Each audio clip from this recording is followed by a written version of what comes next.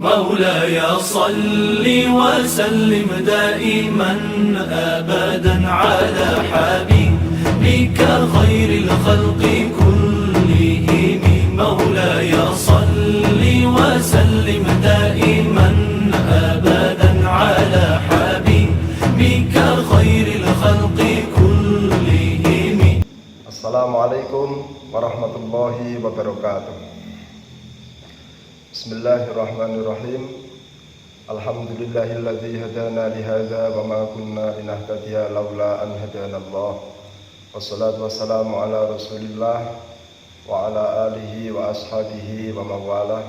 La haula wa la quwwata illa billah, amma ba'd. Ma'asyiral muslimin rahimakumullah. Pada kesempatan yang berbahagia ini, bersama-sama kita niatkan ngaji. Semoga memperoleh ilmu yang bermanfaat, tentu manfaat dunia dan manfaat di akhirat. Amin ya rabbal alamin. Ma'asyiral muslimin rahimakumullah. Kita sebagai orang yang beragama Islam, orang yang mengikuti agama yang dibawa oleh baginda Rasul Muhammad SAW, ketika sudah mengikrarkan, tentu sudah seharusnya kita memahami dengan baik apa itu Islam, hal-hal yang terkait dengannya, sehingga ketika kita memahami dengan baik, maka Islam kita akan menjadi semakin kuat. Pengajian ini kita niatkan bersama-sama untuk memberikan tambahan pemahaman bagi yang belum paham, dan semoga menjadi pengingat bagi yang sudah memahaminya. Rasulullah SAW bersabda, "Bunyal Islam ala khamsin, syahadati alla ilaha illallah wa anna Muhammadar Rasulullah, wa iqamis shalah, wa ita'iz zakah, wa hajjil baiti, wa shaumi Ramadan." Atau kama qala sallallahu alaihi wasallam. Islam didirikan atas 5 hal, 5 pilar. Yang pertama adalah syahadat, bersaksi bahwa tiada Tuhan selain Allah, dan bersaksi bahwa Nabi Muhammad adalah utusan Allah. Asyhadu alla ilaha illallah wa asyhadu anna Muhammadar Rasulullah. Ketika seseorang sudah bersyahadat, maka orang tersebut sudah dihukumi Islam atau menjadi muslim. Karena syahadat menjadi salah satu syarat keislaman seseorang.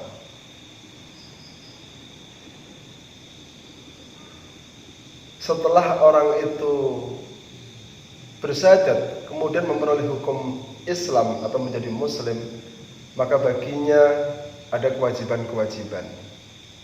Kewajiban bagi seorang muslim yang sudah akil balik tentu adalah melaksanakan sholat 5 waktu, kemudian membayar zakat, puasa bulan Ramadan, dan haji ke Baitullah apabila mampu. Urut-urutannya bisa berubah, bisa digeser, tetapi intinya 5 hal itu menjadi pilar Islam, di mana yang satu menjadi syarat masuknya yaitu syahadat, yang 4 hal itu menjadi kewajiban karena seseorang tersebut sudah menjadi muslim. Saudaraku yang dirahmati Allah Subhanahu wa taala, mari bersama kita niatkan ngaji untuk bareng-bareng membahas yang pertama yaitu syahadat. Syahadat atau persaksian yang lafadznya adalah asyhadu alla ilaha illallah wa asyhadu anna Muhammadar Rasulullah. Di redaksi yang lain ada yang wa asyhadu anna Muhammadan abduhu wa rasuluh. Ada yang seperti itu. Intinya syahadat.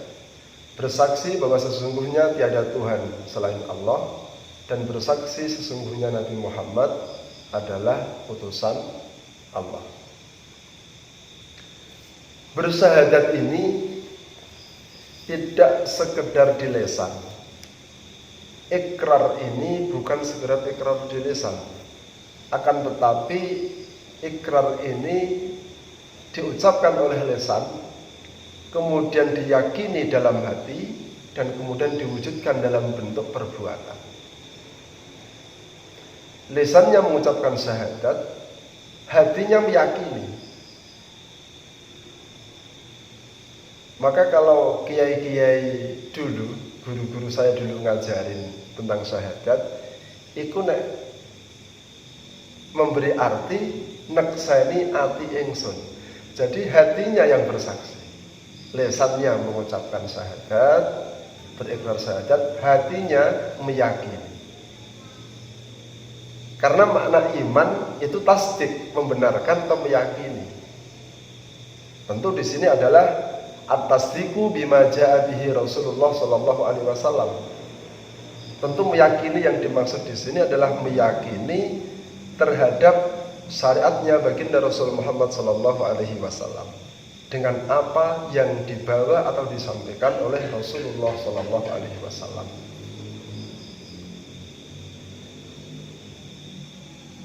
Setelah seseorang itu berikrar dan berikrar lisannya, kemudian meyakini dalam hatinya, dalam batinnya, seseorang tersebut hendaknya menguatkan atau memperbaiki keimanannya tersebut, keislamannya tersebut dengan at-taslimu wal inqiyad, dengan kepasrahan, dengan totalitas untuk tunduk patuh dan mengerjakan apa yang menjadi perintah-perintah Allah dan Rasulullah, serta menjauhi apa yang menjadi larangan-larangannya.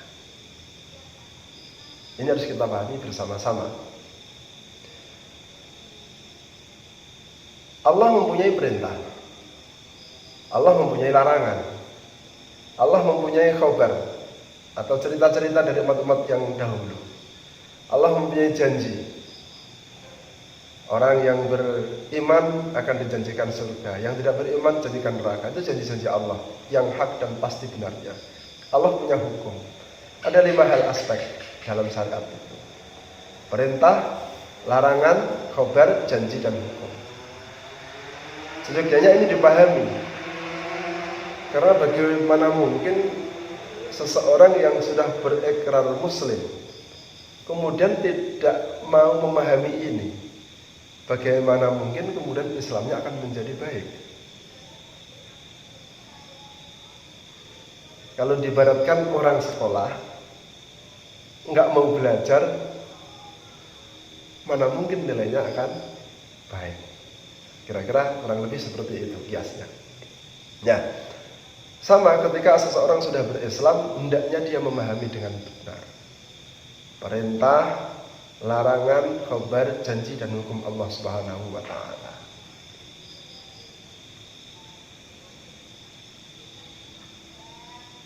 Saudaraku yang dirahmati Allah Subhanahu wa ta'ala,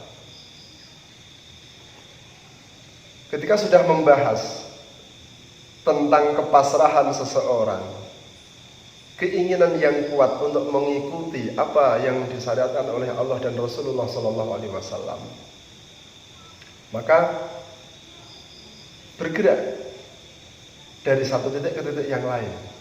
Artinya ada keinginan untuk terus berbenah diri, ada keinginan untuk terus memperbaiki diri dalam makna hubungan seseorang tersebut dengan Allah Subhanahu wa ta'ala, atau memperbaiki keislaman kita. Tidak lantas yang penting sudah syahadat, yang penting sudah percaya, kemudian tidak ada langkah-langkah serius yang dilakukan untuk memperbaiki dirinya, untuk memperbaiki keislamannya. Itu menurut saya di era yang sangat ilmiah ini ya ironi sekali. Padahal kita juga punya banyak waktu, punya banyak kesempatan, media juga sangat banyak. Pokoknya kalau orang itu mau belajar hari ini, 1001 potensi dan peluang ada di sekitar. Kalau orang sekarang sampai tidak paham, tidak mau belajar, itu biasanya alasannya satu, ya memang mungkin agak malas. Saudaraku yang dirahmati Allah Subhanahu wa taala. Kita ulas lagi, Islam didirikan atas 5 hal. Yang pertama syahadat. Asyhadu an la ilaha illallah wa asyhadu anna Muhammadar Rasulullah. I'tiqad atau keyakinan kita yang kita ikuti hari ini adalah Ahlussunnah wal Jamaah. Allah Subhanahu wa taala mempunyai ayat-ayat di Al-Qur'an. Rasulullah ada sunnah-sunnahnya, ada hadis-hadisnya. Sahabat ada asar-asar sahabat. Para ulama, para imam mujtahid itu membuat produk-produk hukum, istinbat hukum terhadap ayat dan hadis. Tentu karena dunia ini dinamis, berkembang dari satu keadaan ke keadaan yang lain, berkembang dari satu titik ke titik yang lain. Bukan berarti agama ini kemudian mengikuti zaman, tetapi agama itu hadir memberikan solusi adanya perubahan zaman itu. Karena agama memang diciptakan Allah sebagai rahmat untuk manusia, untuk keselamatan manusia.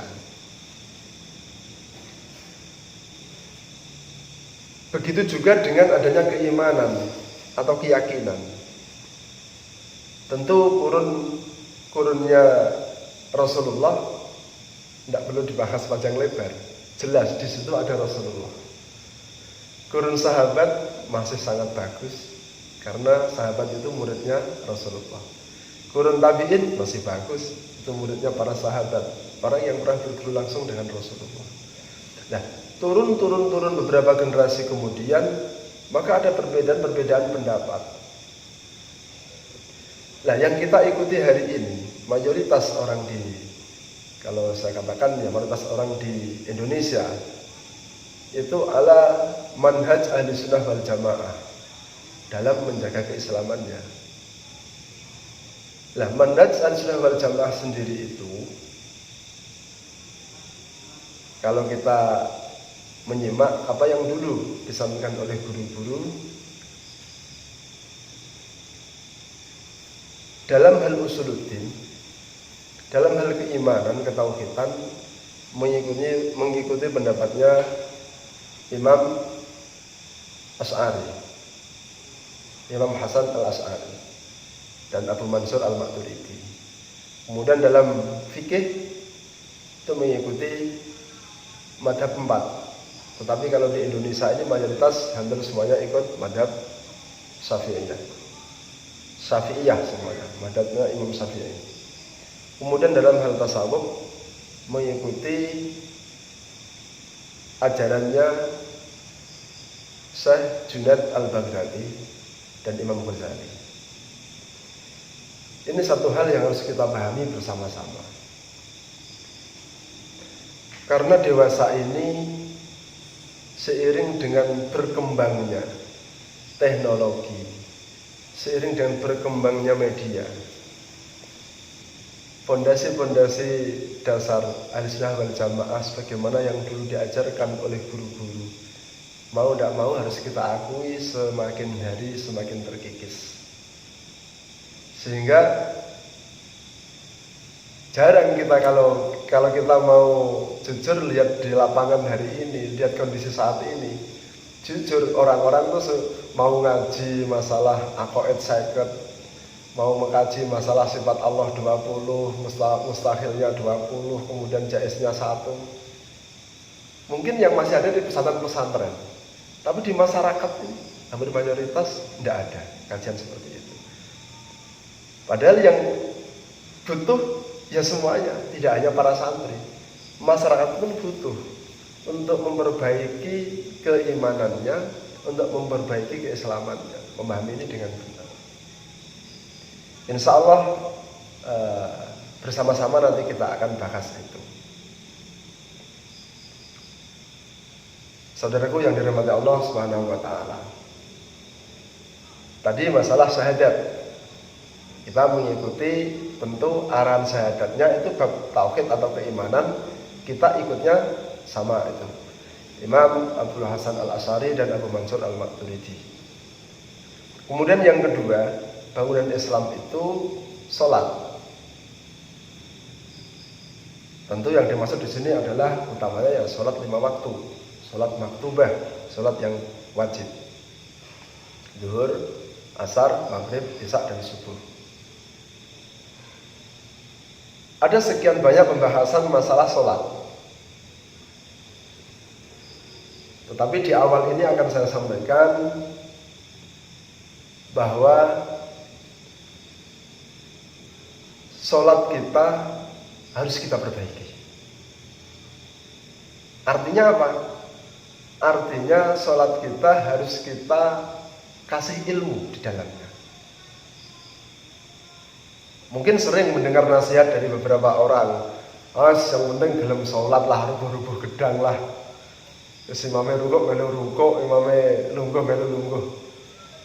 Mohon maaf, menurut saya tidak seperti itu. Mungkin nasihat yang rubuh-rubuh gedang itu, atau yang pokoknya yang penting sholat lah. Nasihat itu lebih pasnya, itu untuk orang-orang yang baru awal-awal belajar sholat. Nah kalau kita sudah 25 tahun melakukan sholat, sudah 20 tahun melakukan sholat, sudah 40 tahun malah melakukan sholat, tapi nggak ada peningkatan sama sekali. Artinya nggak usah bahas khusyuknya dulu lah, itu terlalu berat. Saya juga mungkin belum sampai ke sana. Yang penting kita bahas hukumnya dulu lah, tata caranya dengan benar, rukun syaratnya, yang membatalkan, dan seterusnya. Terus kita pahami. Nah, untuk paham itu berarti harus ngaji, harus belajar. Boleh belajar dimanapun boleh, asal memang kita menemukan guru-guru yang patut atau layak kita jadikan panutan. Paling tidak keilmuannya itu pantas untuk kita ambil. Kalau bahasa sekarang yang lagi ngetren, ya ilmunya yang musalsal ila Rasulullah sallallahu alaihi wasallam.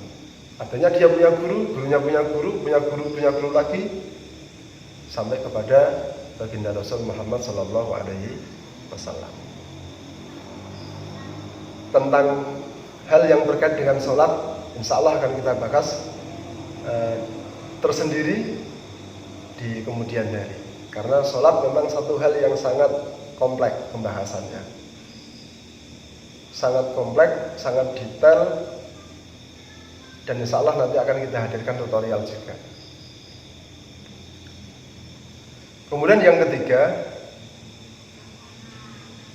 pilar Islam adalah membayar zakat. Zakat pada dasarnya ada dua hal yang kita pahami di sini, yaitu ya zakat fitrah sama zakat mal. Zakat fitrah setahun sekali, zakat mal juga setahun sekali. Kalau zakat fitrah ditentukan waktunya. Zakat fitrah itu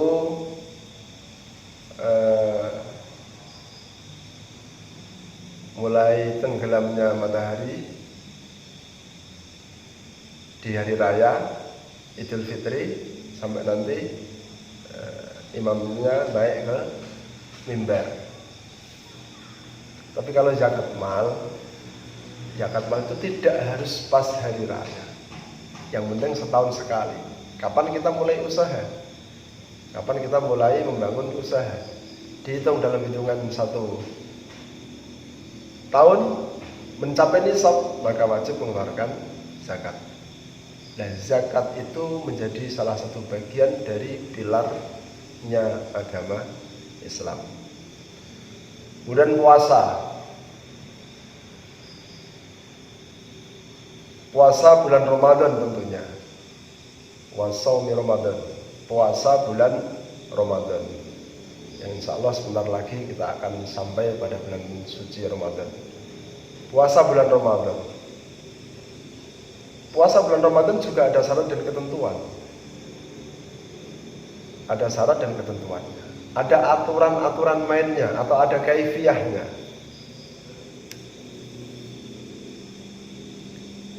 Tidak hanya sekedar menahan lapar, tidak hanya sekedar menahan haus, tidak hanya sekedar tidak makan, tidak minum, tidak hanya sekedar itu saja. Tetapi ada hal-hal lain yang berkaitan dengan puasa bulan Ramadan itu sendiri. Insya Allah nanti akan kita bahas bersama-sama di waktu yang berbeda. Yang terakhir haji, pilar Islam. Haji bagi orang-orang yang mampu. Orang yang mampu di sini dimaksudkan adalah orang yang mampu bekalnya. Orang yang mampu bekalnya. Dan juga aman situasinya. Dia haji mampu bayar, berangkat, keluarga yang ditinggal di rumah ada bekal. Itu mampu. Perjalanannya aman. Artinya tidak sedang terjadi chaos, tidak sedang ada wabah yang mematikan, tidak sedang ada peperangan di tanah haram, atau tidak sedang ada peperangan di negaranya masing-masing. Artinya orang berangkat ke tanah suci ya aman dan nyaman, ibadahnya aman, pulang juga aman dah. Orang yang mampu dan situasinya aman, dia berkewajiban melaksanakan ibadah haji. Nah, kelima hal ini menjadi pilarnya Islam. Maka bahasanya bunyal Islam.